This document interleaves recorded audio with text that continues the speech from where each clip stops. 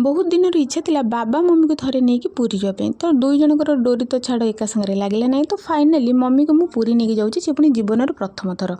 तो ये बाटमंगला दर्शन करी आमे आसी पहुँची जाइलु पुरी बस स्टॉप रे। बहुत भोक आ बहुत खरा सामने पड़गला आमर दहीबरा ये हूँ बबली सान भौणी आ ये हूँ बबली आम से दहीबरा खाइला भितर भाई आसिक पहुँचीगला भाई कि केवल मो बैग धरवाई ही पुरी डाकी निजे तो आसी तो समस्त को भी ये डाकी तो आम ए लगेज नहीं कि आम ए पहुँची गलु जो रूम बुक करूँ तापर से बैग थोक गलु मामू घर तो मामू घर से पाखरे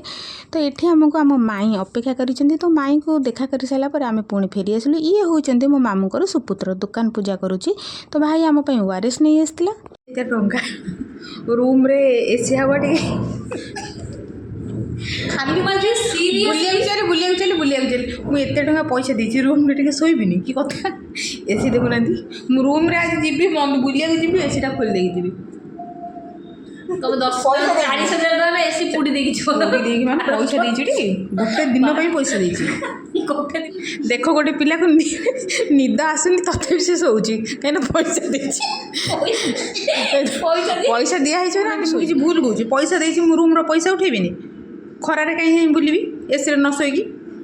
ना कहना मत मिछ कौच। एबे आम मामू घर जाऊँ माई से भोजन व्यवस्था कर देखा नेक्स्ट शॉर्ट ब्लॉग रे।